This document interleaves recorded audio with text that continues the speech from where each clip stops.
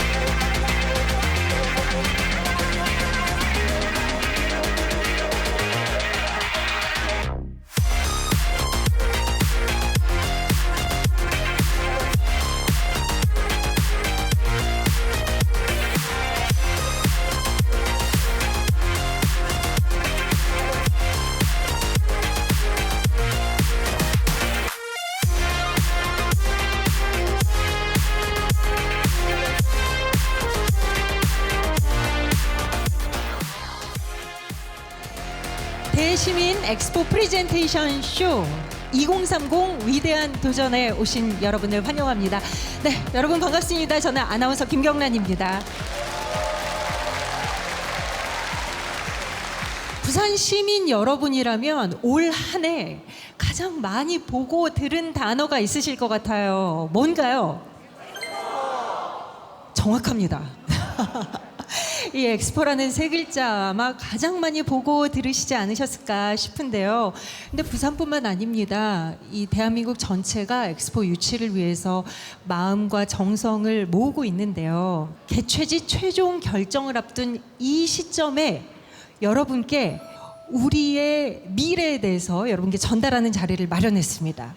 자, 총 4분의 강연자가 여러분께 다채로운 이야기를 들려드리게 될 텐데요. 엑스포의 역사, 그리고 유치 과정에서 있었던 이야기들, 이제 엑스포의 주 무대가 될 북항은 어떻게 변화하게 될지, 또 그곳에서 펼쳐지는 기술, 어떤 기술이 펼쳐지게 될지, 부산은 그러면 어떻게 변화하게 될지 여러분 하나하나 이야기를 들어보시게 될 겁니다. 이분은요, 뭐 역사, 인문, 영화, 음악, 미국 정치까지 좀 복잡하고 어려운 이슈들을 아주 쉽고 재미있게 설명을 해주시는 분이세요. 지식 플레이어이자 정치 외교학자인 김지훈 박사님 모셔보겠습니다. 박수로 맞이해 주시기 바랍니다.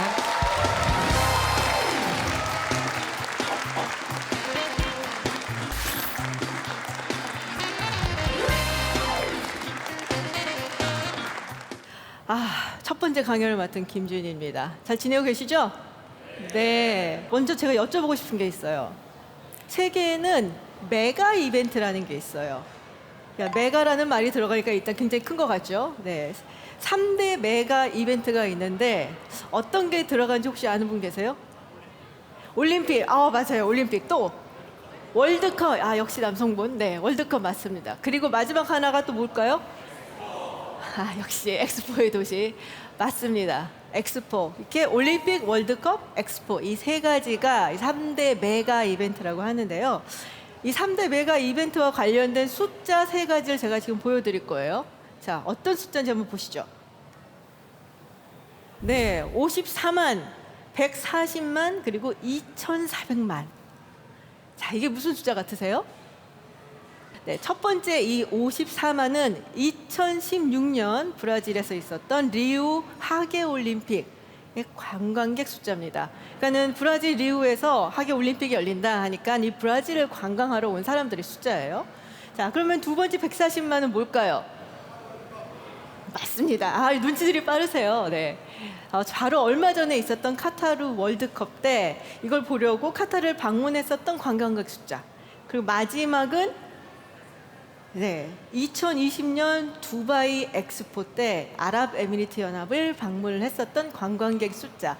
사실 생각해 보면은 2020년이면 아직도 코로나 때문에 굉장히 힘들던 때였죠. 여행도 어렵고 그럼에도 불구하고 이걸 보려고 두바이를 간 거예요. 근데 여긴 사실 좀 약간 비밀이 있습니다. 왜냐? 올림픽 얼마 동안 하나요? 2주 동안 하죠, 올림픽. 그리고 월드컵은 한 달 정도 하고, 근데 엑스포는 네, 6개월까지 합니다.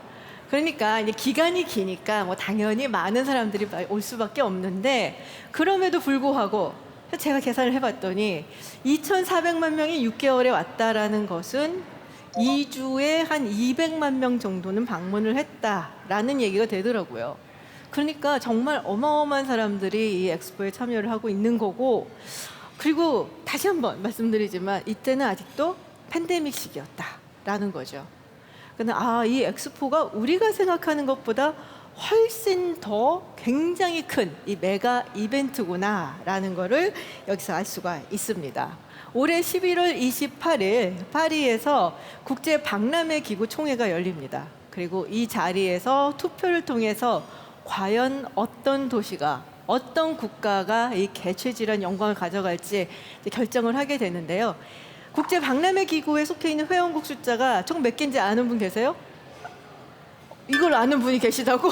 지금 깜짝 놀랐어요. 맞아요. 여기서 과반 이상의 지지를 얻게 되는 후보지가 이제 개최지의 영광을 가져가게 됩니다. 그래서 정말 이제 막바지가 되니까는 이제 전부 다 지금 뭐 열심히 달리고 있죠. 엑스포가 지금 시작된 지 한 170년 정도 됐어요. 되게 오래됐죠, 생각보다. 그러면서 이 엑스포가 가지는 의미라든지 상징이라든지 이런 것들이 굉장히 많이 변해왔어요. 뭐 제국주의 어떤 위력을 보여주는 그런 장이기도 했고, 또 어떨 때는 뭐 경쟁 국가들끼리 뭐 서로 너 잘났다 나 잘났다 싸우는 그런 장이기도 했고, 그리고 이제는 우리가 이만큼 잠재력을 가지고 앞으로 더 미래를 이끌고 갈 그런 국가다라는 것을 보여주는 이제 그런 장이 되어가고 있습니다. 이 엑스포 역사를 조금 살펴볼 텐데요. 어디서 가장 먼저 했을까요? 네, 어디서 먼저 했을까요? 영국, 또 파리. 네, 좀 애매하긴 합니다. 그런데 그래도 이거를 원조로 쳐줘야 되지 않을까라고 얘기하는 것은 프랑스 파리예요. 1797년에 프랑스 파리에서 약간 산업 박람회 같은 걸 해요. 이제 당시에 조금씩 이 산업혁명의 여파가 영국에서 시작을 해서 건너오기 시작을 할 텐데, 그러면은 우리가 각 지역에, 프랑스 각 지역에서 만들고 있는 어떤 특산품이라든지 이런 걸 한번 내놓고 구경을 하자. 프랑스 국내 산업을 발전시키기 위해서 마련한 장소, 그게 이제 처음에 마련했던 엑스포입니다. 그게 1797년이었는데 지금 우리가 갖고 있는 엑스포랑은 조금 달라요. 여기는 뭐 국제적인 것도 아니었고 그냥 이게 큰 국내 장터 뭐 이런 느낌이었죠. 그래서 결국 우리가 지금 얘기하는 엑스포라고 말할 수 있는 것을 처음 시작한 것은 어디냐? 그냥 누가 뭐래도 산업혁명의 메카. 어디입니까? 네, 바로 영국입니다. 1851년에 처음으로 엑스포를 런던에서 개최를 해요. 당시에 10개 유럽 국가 플러스 미국 이렇게 참석을 했다고 하죠. 그리고 정말 많은 사람들이 여기에 참석을 했는데 약 15,000명의 이 엑스포 관계자들이 참석을 하고, 그리고 10만여 개의 제품들이 이제 공개가 됐다고 하죠.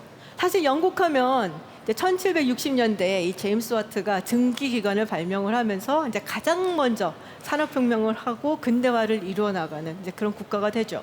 이쯤 되니까 이제 영국이 우리 좀 살만해졌어. 여태까지는 변방에 있는 섬나라 저 촌스러운 놈들이라 구박받고 유럽 대륙에 있는 유럽 국가들이 막 무시했었는데 이제는 그때 영국이 아니야 라고 생각을 하면서 이런 기발한 아이디어를 냅니다. 이 아이디어를 낸 사람이 누구냐? 빅토리아 여왕의 남편인 알버트 공이었어요. 그래서 이 알버트 공이 당시 자기의 사촌이었었던 프로이센의 비렐름 1세한테 편지를 써요. 영국이 이제는 굉장히 잘 나가게 됐다. 그래서 엑스포를 개최를 하려고 한다. 그래서 알버트 공의 의지로 인해서 이 엑스포가 개최가 됩니다. 그래서 아까도 말씀드렸다시피 정말 많은 사람들이 아주 다양한 물건들을 가지고 왔는데 당연히 절반 이상이 이제 영국 거였고요.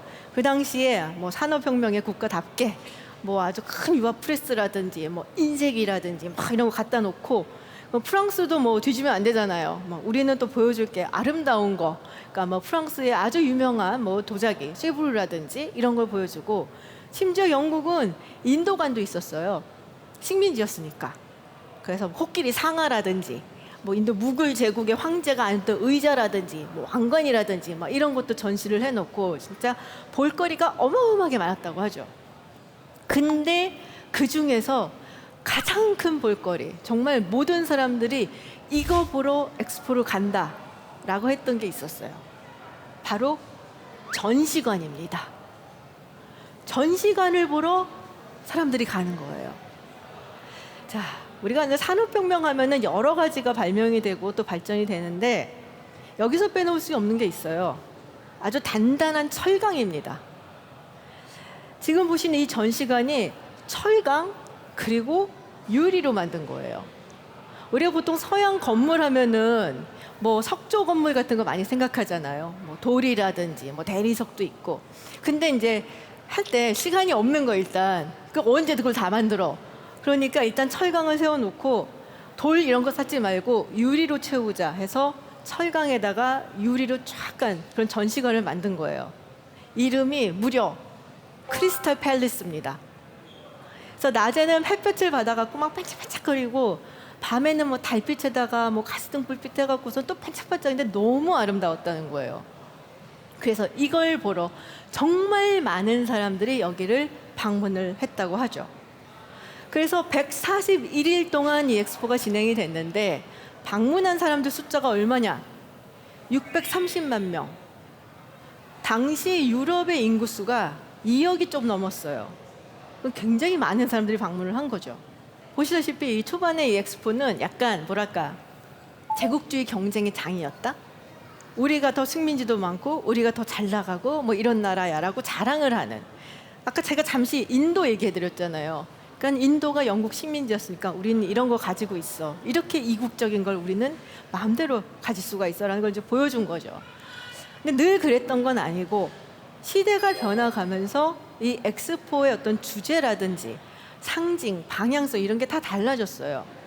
예를 들어서 자, 우리가 경제 공황 하면은 딱 생각나는 시기 있죠. 네, 1929년 미국에서 있었던 대공황. 공황하면 딱 그거 생각나죠. 네. 어마어마하게 많은 사람들이 실직을 하고 정말 많은 사람들이 어떻게 할 줄 몰라서 급식소 있잖아요. 그런 데서 막 길게 줄 서 있고 이런 사진들 한 번쯤은 다 보셨을 거예요. 사실 공황이 난 해보다 시간이 지날수록 이 여파가 훨씬 컸다고 하죠. 그래서 1933년에는 무려 실업률이 30% 가까이 됐다고 합니다. 그러니까 인구의 거의 3분의 1이 직업이 없는 거예요. 그래서 무료 뭐 급식소랑 배식소 가서 줄 서 있는 거죠. 그 1933년에 미국이 시카고에서 엑스포를 합니다. 우리 생각하기에 미친 거 아니야? 아니 지금 직업이 없어갖고 길바닥에서 직업을 달라고 하는 사람이 저렇게 많은데 엑스포를 한다고? 근데 미국의 행정부의 생각은 조금 달렸던 거죠. 당시 대통령이 루스벨트 대통령인데 이 엑스포를 통해서 미국인들에게 그래도 우리가 다시 일어설 수 있다라는 어떤 희망을 주고, 그리고 또 다른 하나는 이걸 통해서 일자리도 창출을 할 수 있다라고 판단을 한 거예요. 그래서 그 당시 시카고 엑스포의 그 팀, 주제가 뭐였냐? 바로 이겁니다. Designing Tomorrow. 네. 저는 이런 걸 보면 인류가 진짜 참 매력적이다라는 생각을 해요. 인구의 30%가 지금 직업이 없는데 내일을 꿈꾸고 디자인을 하자는 얘기를 하고 있단 말이에요. 근데 사실 이런 어떤 낙관적인 생각, 이런 것 때문에 우리가 지금까지 성공을 하고 발전을 이루어올 수 있었던 게 아닌가라는 그런 생각을 합니다. 이 메가 이벤트를 통해서 또 성장하고 싶어하는 지역과 국가가 하나 더 있죠. 중동 지역입니다. 얼마 전에 카타르에서 월드컵 했잖아요. 아시다시피 뭐 리야드도 우리랑 지금 경쟁을 벌이고 있습니다. 사실 이런 국가들 전부 다 뭘로 컸어요? 오일머니로 컸죠. 우리가 카타르 월드컵 할 때 카타르에 대한 소개를 하면서 저 나라는 모든 게 다 공짜래. 놀라지 않으셨습니까? 학비도 공짜고 다 공짜래. 유학 가는 것도 다 보내준대. 막 이래갖고 전부 다 놀랐었던 기억이 나는데 그 돈이 전부 사실 오일머니에서 나왔죠. 그래서 어마어마한 부를 누리고 있는데 이게 언제까지 갈 것인가에 대한 의구심이 자꾸 들기 시작을 하는 거예요. 그리고 지금 또 불고 있는 게 뭡니까? 그린 에너지. 물론 지금까지는 아직도 굉장히 많은 양을 우리가 탄소 에너지에 의존은 하고 있어요.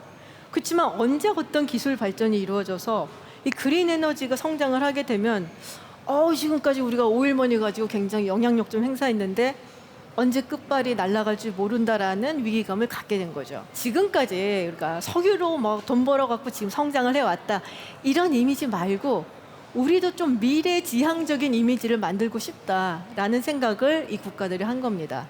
그러면서 하는 게 뭐냐? 4차 산업혁명의 중심이 될 만한 산업들을 육성을 해요. 바이오라든지 이제 하이테크라든지, 그리고 스포츠, 엔터테인먼트 산업에 뛰어들고 이런 메가 이벤트를 개최를 하는 겁니다. 그래서 2020년에 아랍에미리트 연합이 그중에서 가장 선두를 치고 나가는 국가 중에 하나라고 할 수 있죠. 두바이에서 엑스포를 개최를 한 거죠. 이렇게 앞으로도 가능성 있는 이런 국가라든지 도시들이 우리가 가진 지금까지 보여준 것 말고도 더 많은 걸 보여줄 수 있어 라는 존재감을 나타내기 위해서 이런 메가 이벤트, 그중에서도 엑스포를 선택을 하고 있는 거죠. 자, 근데 뭐 제가 여태까지 어떤 엑스포가 어떤 식으로 변해왔는가 얘기를 했는데요. 엑스포에서 변하지 않는 거는 있어요. 항상 늘 우리가 기대할 수 있는 것. 정말 최고의 과학기술, 최고의 혁신기술이 무엇인가를 보여주는 거죠. 자, 엑스포에서 지금까지 우리한테 보여줬던 여러 가지 기술들 정말 많은데 제가 몇 가지만 말씀을 드리면 1876년에 필라델피아 엑스포가 있었습니다. 거기에서 나왔었던 게 뭐냐? 알렉산더 그라함벨의 전화기예요. 1893년 시카고에서 엑스포가 있었는데 거기서 처음으로 보여줬던 게 뭐냐? 이렇게 돌아가는 거. 대전차. 네. 지금 뭐 런던 아이도 있고 일본의 오다이바 가면에 있고, 그 대전차가 사실은 1893년 시카고 엑스포에서 처음으로 선보입니다. 1901년 미국 버팔로에서 엑스포가 있었는데 거기서 뭐가 처음으로 나왔냐? 엑스레이예요. 놀랍지 않습니까? 100년도 더 됐어요, 엑스레이가. 그러니까 1970년 오사카에서 엑스포가 있었어요. 그때 처음 선보였던 게 휴대전화. 그리고 2000년 하노버에서 엑스포가 있었는데 거기서 처음 등장한 것이 친환경차입니다. 근데 생각해 보면은 그런 여러 가지 기술들, 정말 이게 과연 될까 했었던 이런 기술들이 결국에는 상용화가 되고 우리 곁에 있는 거죠. 그래서 그런 의미에서 엑스포가 정말 흥미롭다라고 생각이 듭니다. 근데 또 재밌는 게 뭐냐면요, 그냥 단순히 이런 기술들만 보여주는 게 아니라 이 엑스포가 변해가는 시대에 따라서 앞으로 우리의 미래가 어떤 식으로 가야 된다라는 어떤 이정표까지 보여준다는 거죠. 제가 이제 재밌는 일례를 하나 들어볼게요. 1935년 벨기에 브뤼셀에서 엑스포가 있었거든요. 그때 정말 사람들이 우와 이거 진짜 대박이야, 끝내준다 막 이랬던 대박 상품이 하나 있었습니다. 뭐냐? 코카콜라를 담고 있는 플라스틱 병이에요. 지금 이제 생각하면 플라스틱은 정말 온갖 환경 오염의 주범이고 애물 던지고 우리 다 없애야 되고 막 이런 생각을 하죠. 근데 그때만 해도 이 플라스틱이 정말 대박 상품이었어요. 왜냐? 유리는 무겁거든. 깨지기도 하고. 근데 깨지지도 않고 이렇게 가벼운 이런 제품이 있었다니. 그래서 그때 정말 각광을 받아요. 근데 지금은 어떻습니까? 완전 달라졌잖아요. 그랬더니 2015년 밀라노 엑스포에서 뭘 선보이느냐? 똑같은 코카콜라를 담은 100% 분해 가능한 친환경 플라스틱을 선보입니다. 저는 사실 그런 생각이 들어요. 가끔은 굉장히 인류에 대해서 이렇게 비관적인 생각을 하거든요. 야, 이렇게 발전한다고 다 써먹어갖고 우리가 지구를 멸망시키고 있고 인류는 정말 나쁜 존재야 하다가도 결국에 또 해답을 찾아내요. 그래서 또 다시 다음 단계로 업그레이드를 시키는, 그거를 끊임없이 해왔다라는 생각이 들고, 그런 점에서 엑스포가 굉장히 중요한 역할을 한 것도 맞다라는 그런 생각이 듭니다. 여기서 이제 한 가지 질문을 해볼 수 있는데, 다 좋은데 엑스포 다 좋은데 굳이 꼭 해야만 할까라는 생각 하시는 분들도 계실 거예요. 여기서 좀 중요한 말씀 하나 드려볼게요. 앞으로 세계는 도시 중심으로 펼쳐지게 됩니다. 즉 세계의 모든 문화라든지 경제 뭐 이런 것들 끌고 가는 게 도시가 될 거예요.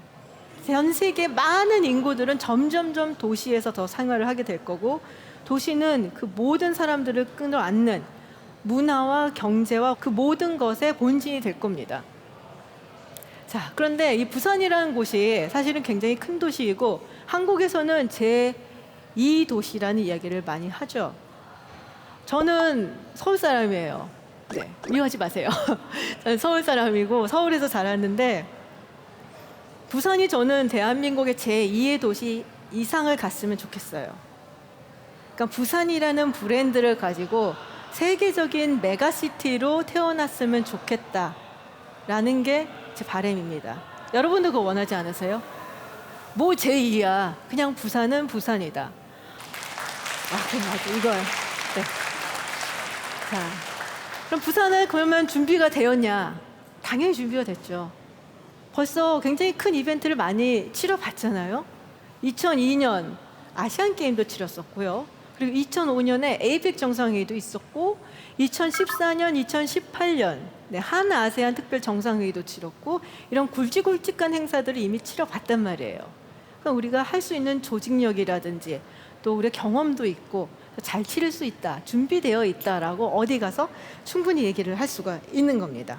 자, 그렇다면은 이 개최지를 이제 선정하는 건 아까도 말씀드렸다시피 BIE라고 하는 국제 박람회 기구에 속해 있는 이제 국가들이 투표를 통해서 하게 되어 있습니다. 경쟁 프레젠테이션 한번 본 분 계세요? 어떠셨어요? 부산만의 매력을 알 수 있어서 좋았던 것 같다고 부산 사나이가 지금 말씀하셨습니다. 네, 맞아요. 정말 많은 사람들이 그걸 위해서 노력을 많이 했죠. 근데 여기서 우리가 정말 보여줄 수 있는 거는 당연히 경제력, 군사력도 있지만 정말 이런 이벤트를 개최할 만큼 우리가 매력적인 국가다. 소프트 파워를 보여줘야 되죠. 그리고 이런 경쟁 프레젠테이션에서 한국, 부산의 소프트 파워가 빛났다라고 저는 단언할 수가 있습니다. 지난해 이제 11월에 3차 PT가 있었어요. 정말 많은 사람들이 고민을 해서 준비를 했죠. 우리나라가 당시에 우크라이나의 오데사, 사우디아라비아의 리야드, 그리고 세 번째로 PT를 하게 됩니다. 그래서 대박을 칩니다. 그야말로 대박을 쳐요. 자, 어떻게 시작을 해서 대박을 쳤느냐? 제가 그 시작 포문을 보여드리죠.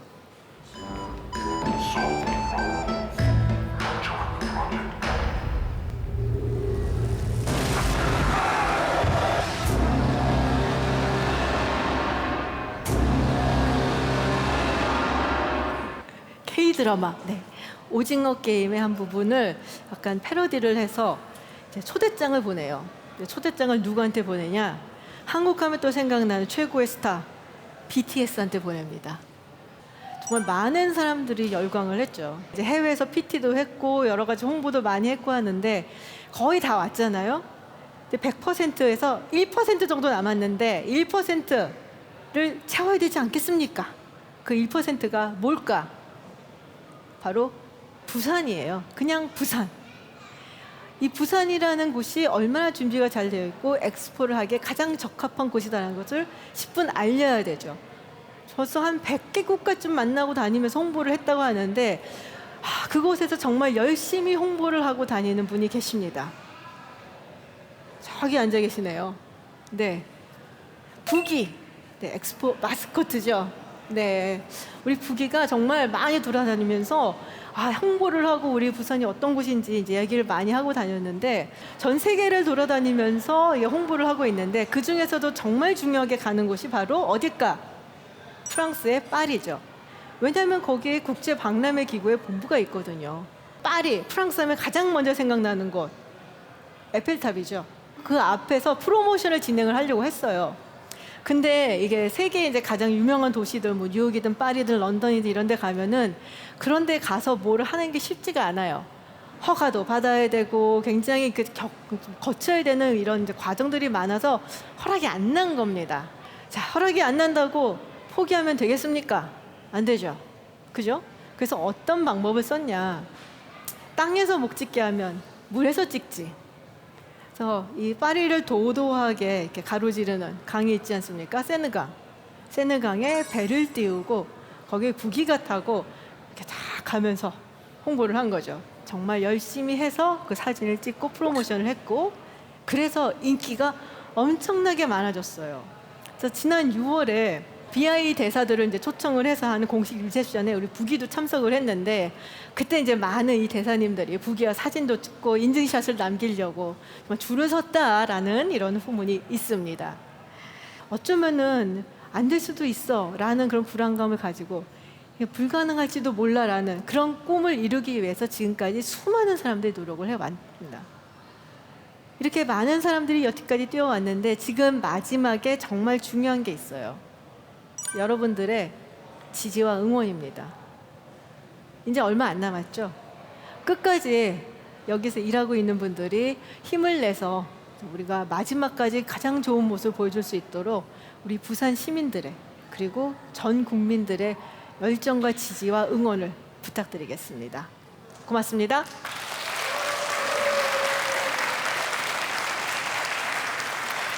정말 1초도 지루할 틈이 없을 만큼 머릿속에 쏙쏙 들어오는 그런 내용들 잘 들었는데, 자, 방금 전에 말씀하셨던 것처럼 지난 4월에 이제 실사단이 부산을 찾았을 때 그분들 네. 앞에서 PT를 하셨잖아요. 네. 오늘은 부산 시민들 앞에서 PT를 하셨는데 어떠신가요? 열정은 지금이 더 많은 것 같아요. 네. 그때는 정말 굉장히 긴장했었고 사실 실수하면 안 되니까 그래서 정말 연습을 많이 하고 잘해야겠다라는 생각뿐이었는데 오늘은 너무너무 여러분들께 말씀을 드리고 싶었어요. 왜 서울 토박인 제가 여기까지 몇 번이고 내려와서 엑스포 이야기를 하고 있는지. 네. 그래서 그만큼 저는 부산한테도 아주 중요하고 한국한테도 정말 중요한 이벤트라고 생각을 합니다. 그래서 끝까지 열심히 해보자라는 말씀을 드리고 싶어요. 너무 감사히 잘 들었습니다. 아마 오늘 강연 들으시면서 궁금한 점 있는 분들 계실 거예요. 한번 질문을 좀 받아보도록 할게요. 네. 부산이 PT를 잘했다는 기사를 봤는데 PT를 잘하면 엑스포에 선정될 가능성이 높아지는지도 궁금합니다. 개최지로 선정이 되는데 PT만 중요한 건 아니에요.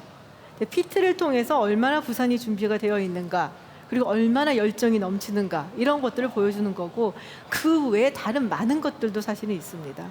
그러니까 열정이란 것도 굉장히 중요한데 이 실사단이 진짜 감동받았던 게 여러분들이 부산역에서 막 박수치고 환영해주고 그랬잖아요. 네, 그때 진짜 이 사람들이 되게 즐거워했어요.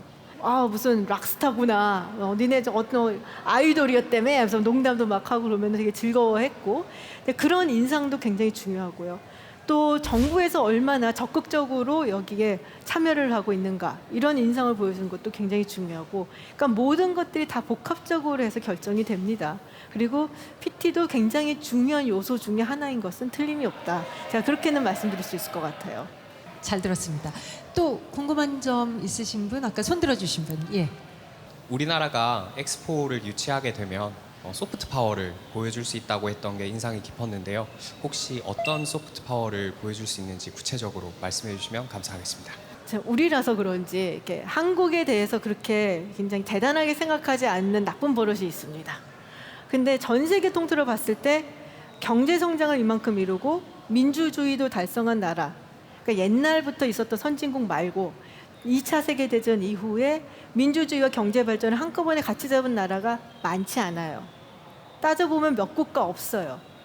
그런 의미에서 한국은 진짜 대단한 국가가 맞아요. 제 생각에는 실사단이든 뭐 BI든 그리고 전 세계에 이 한국이 가진 어떤 소프트 파워 중에 가장 매력적인 건 이거다라고 보여줄 수 있는 거는 전후에 출발한 민주주의 국가로서 이렇게 다양성을 가지고 있고 사회가 이 다양성을 보듬고 있고 그리고 굉장히 오픈되어 있는 곳이다. 그게 굉장히 보여줄 수 있는 장점이라고 생각을 합니다. 물론 그 외에 뭐 K컬처, K푸드, K문화 이거는 뭐 당연한 거죠. 네. 그리고 저희가 사전에 김지훈 박사님께 궁금하다고 질문을 좀 하신 분들이 있어서요. 네네네. 저희가 화면에 그 질문들을 좀 담아왔거든요. 네네. 어떤 질문들인지 함께 보겠습니다.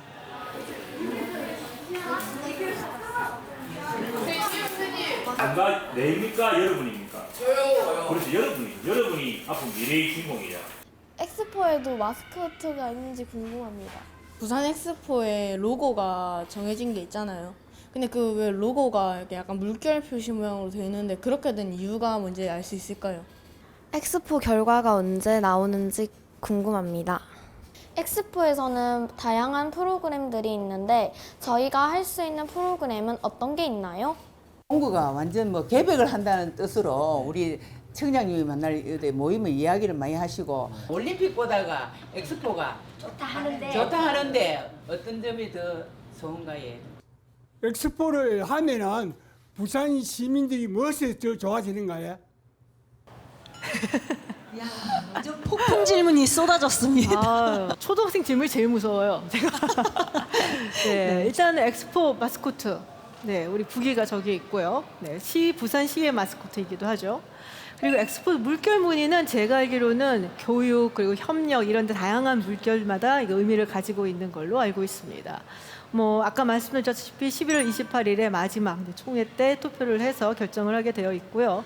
뭐 엑스포를 진행해 봐야지 이제 프로그램이 어떤 게 나올지 알겠지만 제가 생각하건대 또 K 에듀케이션의 메카인 이 부산에서 어린이들을 위한 프로그램을 수백 가지는 만들어내지 않을까라는 생각을 합니다. 가서 경험도 하고 뭐 여러 가지 체험도 하고 이런 학습 프로그램은 걱정하지 않아도 수만 가지가 나올 거다라는 생각이 드는데요. 자, 올림픽보다 엑스포가 좋다. 저는 사실은 이걸 비교하는 거는 조금 맞는 것 같지는 않아요. 그러니까 올림픽은 올림픽대로의 어떤 매력 그리고 의미가 있고 엑스포는 엑스포대로의 매력과 의미가 있죠. 그리고 엑스포에서 제가 의미를 더 찾는다면은 사실은 엑스포는 미래를 바라본다라는 더 큰 의미가 있지 않나라는 생각이 들고요. 무엇보다 중요한 거, 엑스포를 치르면은 부산 시민은 뭐가 좋냐? 일단 엑스포를 치른 시민이 되시니까 좋고요. 또 부산이 한층 더 발전을 하고 그리고 부산시가 사실 엑스포를 통해서 행사만 개최하는 게 아니라 이거를 계기로 해서 도시 재생 사업에 들어가는 걸로 알고 있습니다. 물론 지금도 많이 교통망이라든지 이런 것들이 발전되어 있지만 엑스포를 치른다고 한다면은 그것보다 훨씬 더 발전을 해야 되겠죠. 시외랑 있는 것도 그렇고 공항도 마찬가지고 그래서 훨씬 더 풍족한 인프라를 즐기실 수 있지 않을까라는 생각을 합니다. 네. 덕분에 엑스포 박사가 된 것 같은 기분 안 드세요? 네, 좋은 강연 해주신 김지훈 박사님께 다시 한번 박수 부탁드립니다. 감사합니다. 화이팅!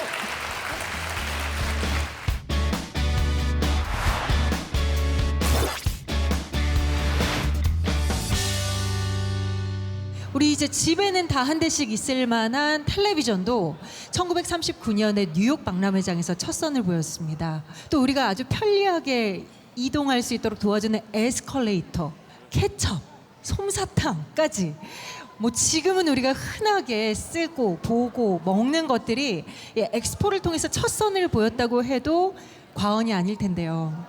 이렇게 과거에는 새로운 기술이 첫 선을 보이는 그런 장이었다면 현재는 인류가 함께 당면한 어떤 여러 가지 문제들에 대해서 지혜를 모으고 또 비전을 제시하는 그런 문화 올림픽, 경제 올림픽이라고 할 수가 있습니다. 자, 그렇다면 2030 부산 세계 박람회장에서 펼쳐질 미래는 과연 무엇일까요? 어떤 비전들이 제시될까요? 이 부분에 대해서 여러분께 이야기해 주실 분을 다음 강연자로 소개해 드리겠습니다. 2019년 타임지 선정 100대 발명품을 개발한 이오크의 장성은 대표, 박수로 맞이해 주시기 바랍니다.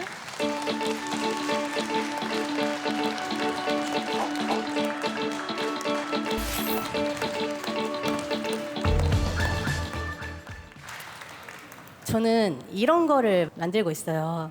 그 랜턴이죠. 그냥 단순한 랜턴은 아니고요. 이 랜턴에 불이 켜질 때마다 개도국에서 일터에서 일하고 있던 아이가 학교로 오게 됩니다. 이 랜턴은 솔라카우라는 프로젝트로 세계 최대 테크쇼인 CES에서 2차례 혁신상을 수상하고 독일의 IF 소셜 임팩트 프라이즈를 수상하고 타임즈에서 가장 혁신적인 프로젝트로 선정된 바 있습니다. 아마 대한민국 중소기업으로는 최초의 일이었던 것 같아요. 어떻게 제가 이제 이런 프로젝트를 만들었는지 좀 궁금해하시는 분들이 많아요. 저희가 처음에 개발했던 거는 솔라 에이드라는 제품을 개발을 했는데 태양광 에너지 같은 경우에는 태양의 움직임에 맞게 패널을 잘 태양을 바라보게 각도에 맞춰서 그 플레이싱 하는 것이 중요한데 많은 사람들이 이런 것들을 잘 인지하지 못하는 거예요. 그래서 저는 그 패널에 지지대를 통해서 90도로 끼워지는 지지대를 통해서 자유롭게 각도를 조절할 뿐만 아니라 우리가 어려운 건 몰라도 그림자 알잖아요. 태양이 바로 위에 있으면 가장 그림자가 짧게 지는 거. 이러한 직관적인 부분들을 이용해서 사용자가 가장 이상적인 형태로 태양광 충전기를 설치할 수 있도록 제품을 개발했고요. 이렇게 기능적인 부분들을 충실하게 하고 나니까 그 다음에 보이는 거는 사람들이 태양광 에너지를 사용하고 싶어 하는데 너무 못생겼다. 너무 부피가 크고 무겁다. 이거 왜 이런 일이 발생하지? 하고 기존의 태양광 충전기를 뜯어봤어요. 그랬더니 태양광 패널이라는 거는 여러분이 필요한 그 핸드폰 충전 이런 거는 충전하기에 좀 부족해요. 그러니까 패널 하나로는 부족해요. 그러니까 이제 2개 이렇게 3개 연결을 하는데 그때 필요할 때 전선으로 연결을 하게 됩니다. 그러니까 당연히 이걸 보호하기 위해서 케이싱이 들어가죠. 이런 케이스가 실질적으로 더 많은 부피를 차지하는 것을 보고서 아예 핵심만 남기고 다 뺍니다. 그럼 어떻게 연결을 했냐면 바로 자석을 이용해서 연결을 하게 됐어요. 떼어져도 되게. 그래서 이 솔라페이퍼라는 이제 제품이 탄생을 하고 종이처럼 얇고 가벼울뿐만 아니라 굉장히 아름다운 그런 휴대용 태양광 충전기로 이제 거듭납니다. 그래서 저희가 이 아이디어만 가지고 프로토타입만 가지고도 그 미국의 크라우드 펀딩 플랫폼에 런칭을 했었을 때 한 달 만에 한 100만 불 정도, 한 13억 정도의 그 판매가 돼버린 거예요. 그래서 저도 굉장히 놀랐고 되게 좋은 반응이었고 그 이후로도 판매가 잘 됐지만 조금 이 에너지에 대해서 충분하지 않다라고 느꼈던 점이 있었던 것 같아요. 여러분, 태양광 에너지는요 정말 특별한 에너지라고 생각을 해요. 하루에 지구에 도달하는 에너지 양이 전 인류가 1년 동안 사용하는 에너지 양보다 많아요. 그리고 자연 에너지 중에 뭐 풍력, 파력, 뭐 수력 이런 거 있지만 그런 건 어떤 지역에 한정되는데 태양광 에너지는 전 세계에 굉장히 공평하게 도달하는 엄청난 에너지거든요. 그래서 이러한 에너지에 우리의 좀 창의적인 부분을 더해서 더 큰 문제를 좀 해결하고 싶다라고 생각을 했습니다. 지금 우리는 이제 자율주행으로 운전하고 AI 비서가 있는 시대에 살고 있지만 아직도 전 세계의 13억 명의 인구는 전기의 사용조차 누리고 있지 못하거든요. 그리고 이 사람들은 매년 200억 리터의 화석연료를 사용합니다. 그러면서 탄소를 배출을 하고요. 그러면은 우리가 전기 보급하듯이 그쪽도 전기 다 보급하면 되잖아요. 라고 생각할 수도 있는데요. 우선은 인구 밀도가 너무 낮아요. 우리는 문 열면 옆집이잖아요. 근데 거기는 한 3km, 4km 가야 된단 말이에요. 경제적으로 취약계층이라 소득 수준이 낮고 전기 사용량이 적고 이러다 보니까 유엔의 보고서에 따르면 2049년이 되어도 한 50% 정도는 여전히 전기의 혜택을 받지 못할 거라고 발표를 하고 있어요. 그 아프리카 부족 중에 마사이족 아시죠? 되게 용맹하고 가축 기르는. 이 마사이족의 그 장남은 많은 높은 확률로 학교를 가지 못한다고 해요. 왜냐? 가축을 돌보느냐고. 그리고 또 여자아이들 같은 경우에는 뭐 결혼하면 뭐하냐? 뭐 결혼할 건데 뭐 공부를 해서 뭐하냐? 이러한 인식 때문에 학교를 못 가는 경우가 굉장히 높죠. 그러면 이런 부분들은 외부인들이 교육의 중요성에 대해서 말한다든지 아니 교육을 하면 앞으로 미래에 얼마나 더 좋은지 아느냐 이런 얘기를 하는 것이 먹히지 않는다는 거예요. 그래서 저희는 이 2가지 문제를 해결하고자 했고 그래서 솔라카우라는 프로젝트가 탄생하게 되었습니다. 이 문제를 어떠한 방식으로 해결했는지 비디오 한번 같이 영상으로 보시죠. 이 학교에 아까 보시는 그 태양광 충전 시스템, 그 솔라카우라는 그 태양광 소 모양의 시스템을 설치를 했어요. 그리고 아이들에게 이 우유병 모양의 배터리를 나누어 줍니다. 근데 이게 이 솔라카우라는 시스템에서만 충전이 돼요. 그러면 아이들은 매일 아침 이걸 들고 학교를 가는 거예요. 가서 충전을 해놓죠. 어차피 기다려야 되잖아요. 기다리는 동안에 수업을 들을 수 있습니다.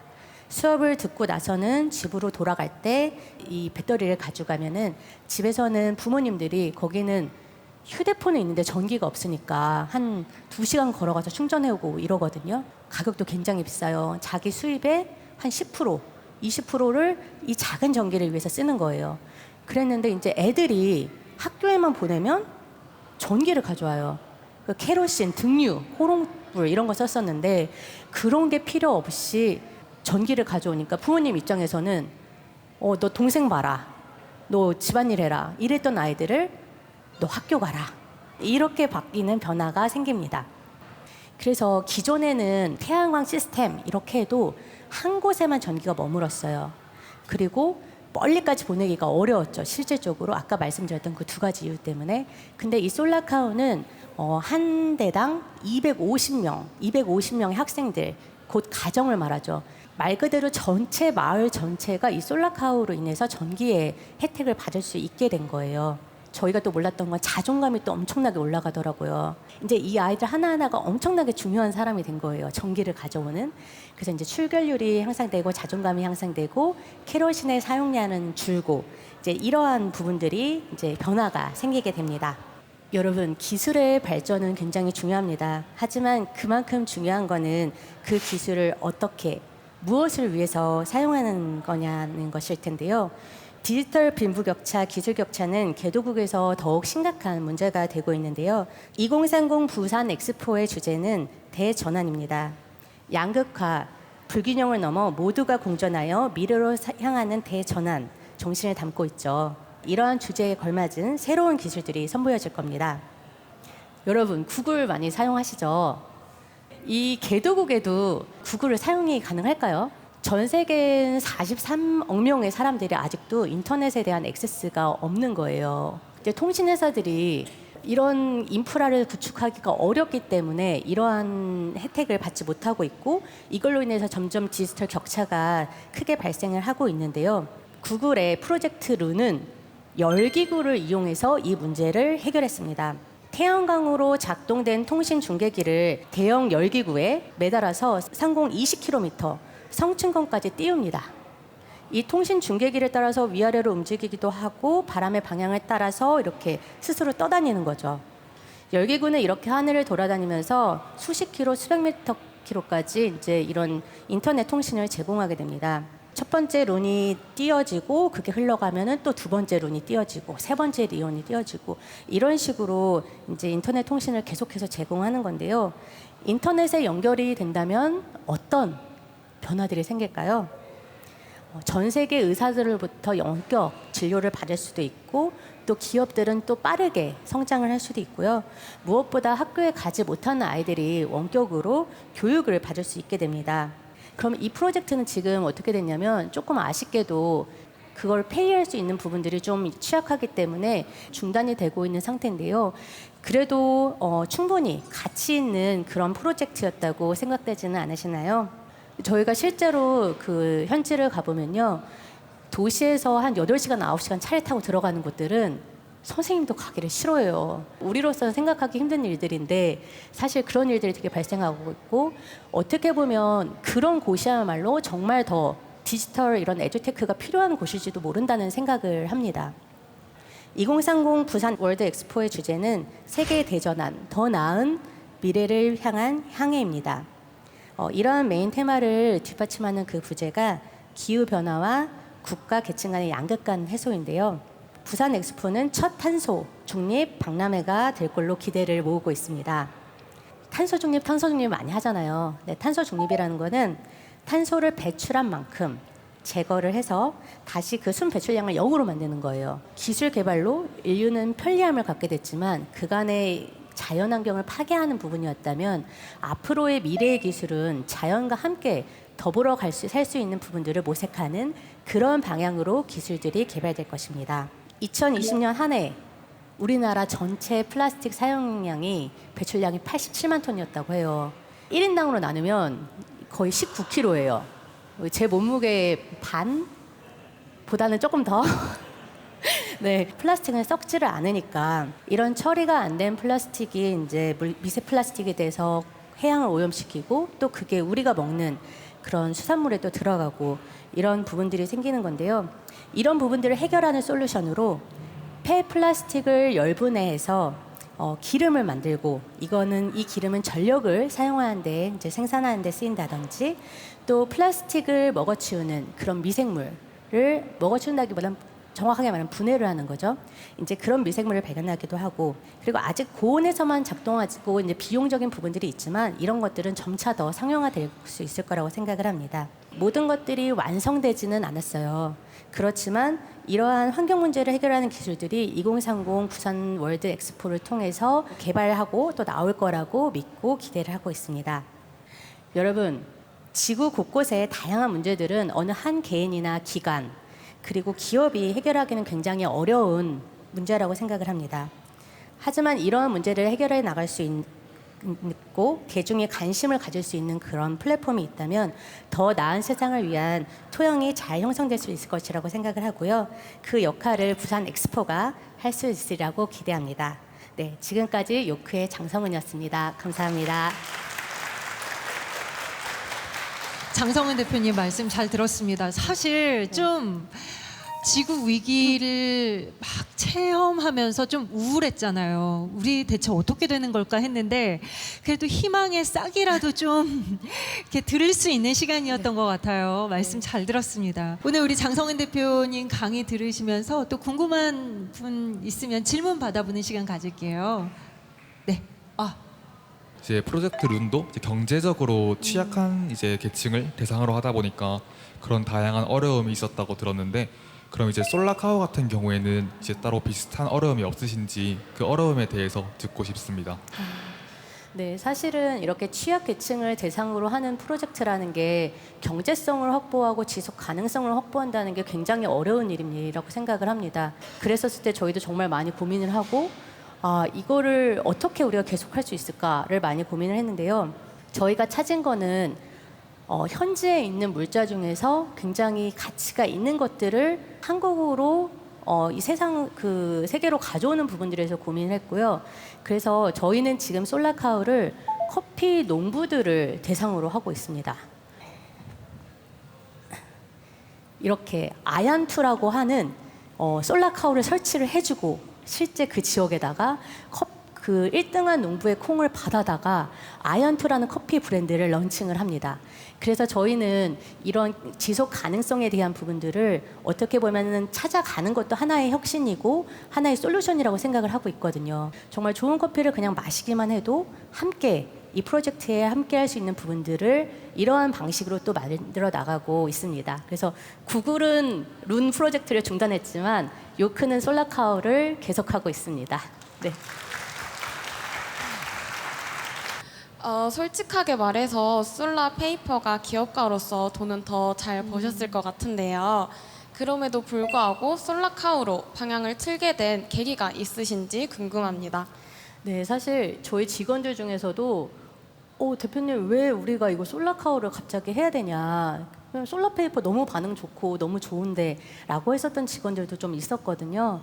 네, 저희가 생각을 해봤었을 때 조금 더 세상에 또 기여하고 이롭게 하고 행복해지는 방식으로 또 좀 돈을 벌고 싶다고 생각을 했고요. 어떻게 보면 디자이너로서 사람들한테 저는 영감을 주는 게 또 되게 중요한 부분이라고 생각을 해요. 아무리 좋은 프로젝트도 그 문제를 다 해결할 수는 없다고 생각을 하거든요. 하지만 저희 프로젝트들을 보면서 그걸 보고서 영감을 받은 또 누군가가 생겨날 거라고 생각하거든요. 그러면 그런 부분들이 저희한테는 또 되게 중요한 부분이라 가지고 네, 이렇게 솔라카우로 네, 프로젝트를 하게 됐습니다. 네. 질문마다 박수가 나와요. 그러게요. 따뜻합니다. 또 혹시 질문 있으신 분? 네. 솔라카우가 태양광을 이용한 시스템인데 비가 오는 날에는 학생들이 학교를 안 가지 않을까라는 생각이 좀 들더라고요. 그 비가 오는 상황도 되게 고려를 해서 그 설계를 하거든요. 그래서 비가 한 3, 4일 정도 와서 태양광 충전이 안 된다 하더라도 작동을 할 수 있게 해놨고요. 그리고 이제 그쪽은 약간 스콜성 기후이기 때문에 비가 계속 오진 않아요. 그래서 충전이 좀 잘 되고 있고 또 한 가지 재미있는 거는 방학 동안에는 학교를 안 나와도 되잖아요. 근데도 이 친구들이 방학 동안에도 학교를 나와서 충전을 하고 사용을 하고 있거든요. 그래서 이런 부분들이 얼마만큼 이 친구들한테 큰 그런 영향을 미치는지 네, 저희도 그런 부분들 얘기 들으려면은 굉장히 뿌듯한 부분입니다. 그래요. 그 아프리카에 저도 이제 방문을 했을 때 아이들한테 가장 원하는 게 뭐야라고 물었더니 신발도 없고 뭐 옷도 변변치 않더라고요. 그래서 넌 제일 원하는 게 뭐니? 그랬더니 뭐라고 한지 아세요? 학교에 가고 싶어요. 라고 얘기를 하더라고요. 그런 의미에서 우리 장성은 대표님께서 그 아이들의 소원을 이뤄주시면서 이 지구를 또 돕고 계시고 그 아이들의 가정을 또 돕고 계신 그런 셈입니다. 아주 훈훈한 이야기 잘 들었습니다. 요크의 장성은 대표께 다시 한번 큰 박수 부탁드립니다. 네, 감사합니다. 여러분이 만나게 될 그리고 여러분의 것이 될 아시아 최고의 워터프론트 도시가 되겠다는 확실한 힘을 실어 넣을 수 있는 기회가 될 것으로 보고 있습니다. 그러면 이런 좋은 도시를 국제 관문 도시로 만들었다는 한번 상상을 해보세요. 아직 늦지 않았습니다. 저는 마지막 기회라고 생각합니다.